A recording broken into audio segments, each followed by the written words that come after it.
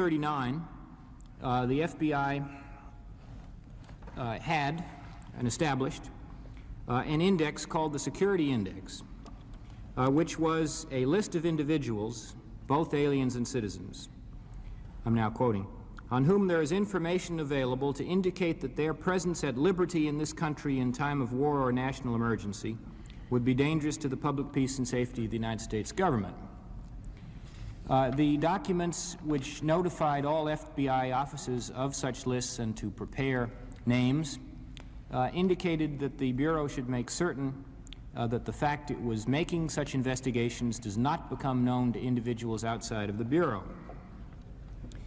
Nevertheless, the Department of Justice was then informed, and in 1941, the Department of Justice commenced to work with the Bureau on classifying persons as to degree of dangerousness.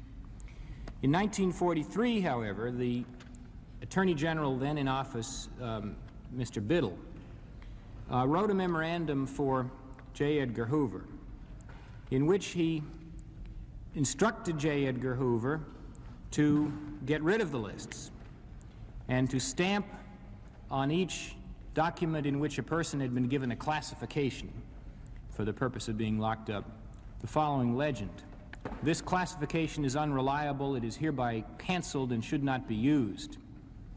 Attorney General Biddle told J. Edgar Hoover that after full reconsideration of these classifications, I am satisfied that they serve no useful purpose.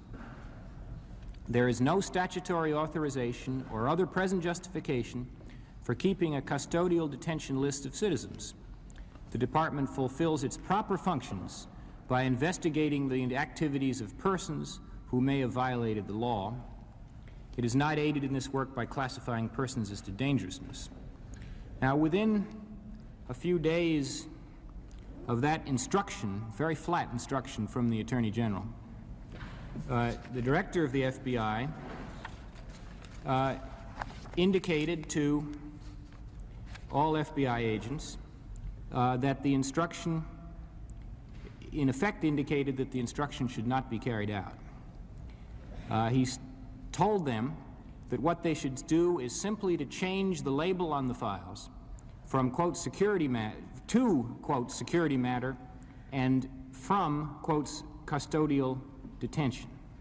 And he instructed the agents of the FBI as follows: that the Bureau will also continue to prepare and maintain security index cards, and this was for the same purpose of knowing who the Bureau might lock up.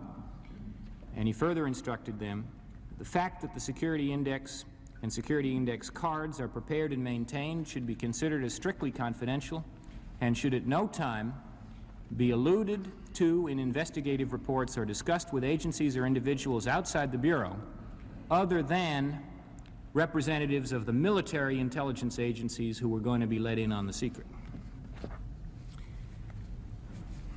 In 1948, there was a new Attorney General in office, and he, contrary to Attorney General Biddle, who had instructed that this be turned off, the new Attorney General in 1948 instructed the FBI to prepare an emergency detention program following something called the Attorney General's portfolio. This included plans to suspend the writ of habeas corpus. It included ultimately plans for a master warrant of arrest, whereby on the signature of the Attorney General and only that signature and without reference to the courts, thousands of people could be locked up. Have they continued to maintain these files for lockup purposes? The key question is your last three words, Senator. They have continued upon the agreement of the Department of Justice to maintain the same files. The numbers have now been reduced to 1,200 persons. The name has been changed to something called the Administrative Index. What purpose that serves and whether it still is used as a reserve list of persons to lock up, I think we're going to have to ask the Bureau, and I can't give you a definitive answer. Well, for most of the hearing, the members of the Senate committee sat silently listening to the documentation of abuses from staffers Schwartz and Smothers. One senator said he regarded the FBI wrongdoing as more serious than the CIA wrongdoing. All were stunned and appalled by the disclosures, and at day's end, several gave vent to their feelings. I've been told for years by, among others, some of my own family, that this is exactly what the Bureau was doing all the time. And in my great wisdom and high office, I assured them they were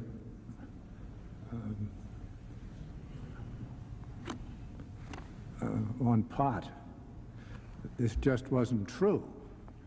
Couldn't happen. They wouldn't do it.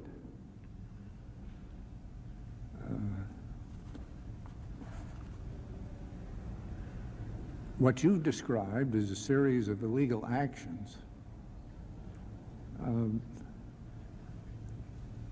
intended squarely to deny First Amendment rights to some Americans. And that's what my children have told me is going on. Now, I didn't believe it.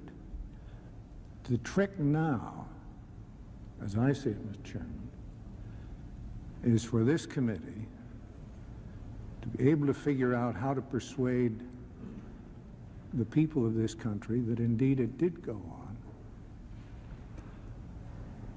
And how shall we ensure that it never happen again? And I would hope, as we lead to the strengthening of the FBI in the criminal field, we impose very clear and unquestioned limits so that this kind of unrestrained, illegal, secret intimidation and harassment of the essential ability of Americans to participate freely in American political life shall never happen again.